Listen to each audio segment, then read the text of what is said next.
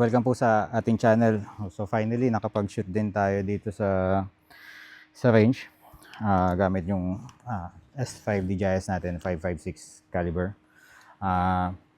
So quick video lang po since lagi tayo nasa tabletop pag nag-review tayo or nakita natin yung mga modification, so yung mga upgrades na ginawa natin. So quick video, recap lang din kung ano yung mga binago natin. So the rifle itself is a S5 DJIS na gawa ng UDMC, made in the Philippines. So far okay naman siya, wala naman ako naging problem. So ang mga pinalitan natin, so from the original configuration, kung mapansin nyo, iba na yung handguard niya. Yung APOS gas block natin, tinabas lang siya para maging low profile, para magkasya itong grid lock light na handrail.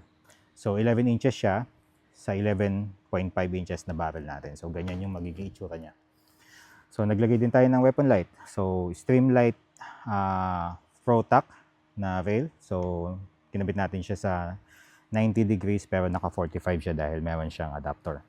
So ang optic natin is Sig Romeo XDR, Sig Romeo 5 XDR. Combo siya ng Juliet 5 Micro. So ito yung micro version niya. So pagka gusto nyo times 1 lang, so ito lang siya, yung red dot lang. Meron din siyang crosshair na 65 MOA reticle. At ito naman yung magta times 5 siya pagka plinip nyo siya. So kung ayaw nyo ng times 5, ayaw nyo ng magnification, flip nyo lang siya on the side and then shoot kayo ng times 1. Then kung gusto nyo ng magnification, ibalik nyo lang siya ulit dito. So ano pa ba ang binago natin? Naglagay tayo ng anti-walk pins. So part na babasa ko kung stock naman yung trigger natin, hindi naman siya yung drop-in. So pwedeng hindi naman tayo maglagay pero naglagay namin tayo. Later on kung magpalit tayo ng drop-in at meron na tayong anti-walk pins. So yung charging handle natin is yung Warhammer na gawa ni Big Arm na mod 2 din to. Ito yung micro na medyo mas maliit siya kesa dun sa mas malapad. So sa akin naman okay naman. So ganito naman yung magiging wideness niya. So madali naman siyang i-wrap from here. Pwede dito. Pwede sabay. So okay naman. At yung stock natin is yung mod 2 na Strike Industries din. At recently nilagyan natin siya ng mod 2 storage bar. Ito yon. So kung mapansin nyo doon sa previous video natin, ito lang siya, open to. Pero ngayon meron na siyang storage bar. So paano siya na-close. So comment down below po kung anong opinion nyo, kung maganda ba. At naka ano rin tayo, Sylvan Arms na folding stock adapter. So ito yung nagpo-fold siya sa left. So ganyan siya. So kung lalagay nyo siya sa backpack na medyo mahaba-haba, malaki-laki kasya na siya. Kung di naman, sa mga range bag, maluwag din siya.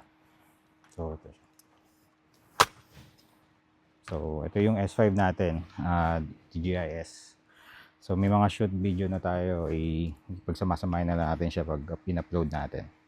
So nga pala, last time, nung kinabit kasi natin yung Sylvan Arms, masikip yung sa may QD port niya. Yung cup niya parang hindi ganun kasukat dun sa mga QD na sa sling attachment natin. Pero nag-email ako kay Sylvan Arms, good thing, nag-reply sila. Kahit nandito tayo sa Pilipinas, ginawa nila ng paraan para mapalitan natin to. Although, sinip nila dun sa relative ko sa US, sa States, at dun ko na lang kinuha. Pero, believe ako dun sa after sales support nila. Kahit hindi tayo direct na bumili sa kanila, ginawa nila ng paraan. So, pinalitan nila yung QD port para magkasya na yung mga, ito, nabibili lang to sa Lazada. Hindi naman natin kailangan bumili ng sobrang mahal. So, yan siya. Yung sling natin, single point sling, magpull.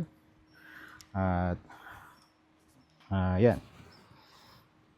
So, ito yung build natin. Mapansin nyo.